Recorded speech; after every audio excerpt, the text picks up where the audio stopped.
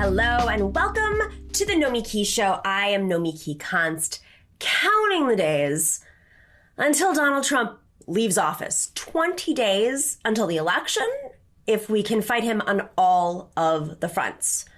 But today, let's take a step back from the daily election news, as tempting as it is to trash Trump and his campaign for misquoting Dr. Fauci, using him in an ad, politicizing science, or to prod the Biden team yet again to make sure that they realize that their swing voters are progressives. Let's just hold on that for now. We will get back to all of that. Today, let's take a breath. And as activists, let's just absorb the masterclass our conservative opponents are putting on in a long-term political thinking. This is a master class in political organizing and strategy, and we could learn from it, but we should also be aware of it. They may lose the White House. They may even lose control of the Senate, but they sure have not lost their focus on their long-term strategy of holding down voting so that they can keep power on behalf of capital for generations to come. You already know how they are working night and day to suppress voting in this election, both to deter people from voting by making it harder or scarier, and to keep those votes from being counted by fighting over every single ballot, all the way to the Supreme Court if they can. Of course, those votes are people of color, immigrants, working people, elderly. But pay attention. Trump and the GOP are also working hard to suppress the vote for the next 10 years, at least. That is what yesterday's ruling by the Supreme Court is all about. It is upholding the Trump administration's plan to shut down the census count tomorrow, even though experts say it isn't finished. These are census experts, people who specialize in this. Well, guess who gets undercounted by shutting down the count prematurely? Young people, people of color, immigrants, and those who were afraid to answer the census takers because of their immigration status, even though the Constitution clearly states every single person should be counted, citizen or not. The Republicans are not stupid and they can count. They know the country is getting younger, more diverse, and more progressive. The demographic tide is running against them. It has been for 3 decades, 2 generations. But again, demography doesn't determine elections. Counted ballots determine elections. The longer Republicans can keep the demographic changes from being electoral change, the longer that they can cling to power.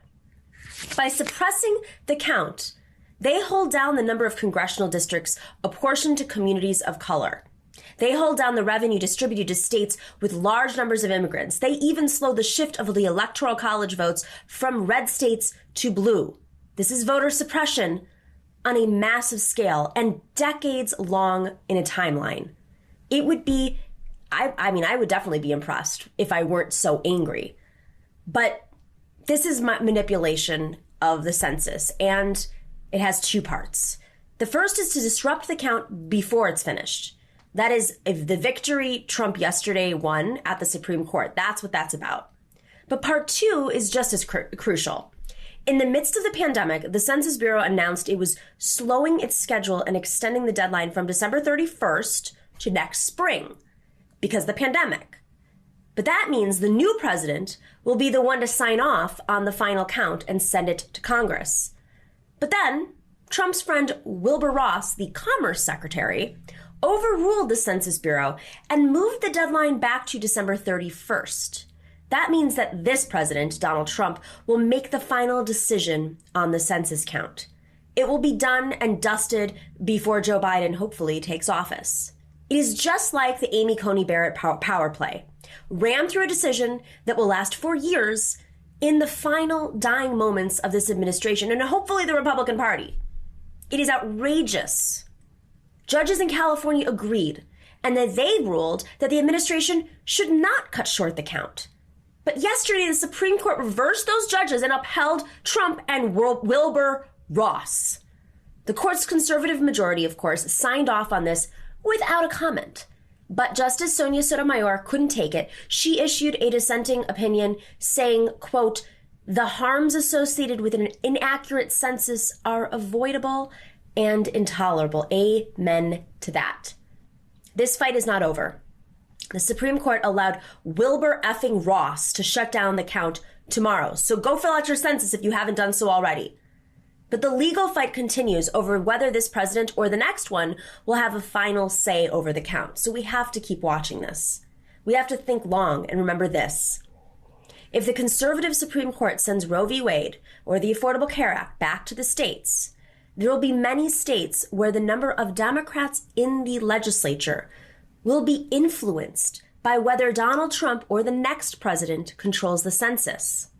Republicans have been thinking this way for years. Obama took his eyes off the state legislatures during his time in office, and they lost around 1,200 seats. Not only do we have to win back these state houses and band-aid this mess, but we need to act strategically and forcefully block their efforts for years to come and hopefully forever. Thanks for watching and listening to The Nomiki Show. But remember to click like and subscribe on YouTube and please share on social media. If you're not already a patron, please join us for as low as $5 a month on patreon.com/The Nomiki Show for early and special content. That investment makes a huge difference. We are not corporate media raking in the dough. It's really you guys that are keeping us going. So please consider being a patron. And to our current patrons, thank you so much. We are incredibly grateful to you. We also now have swag. So check us out on thenomikishow.com to get your mugs, your totes, and your stickers.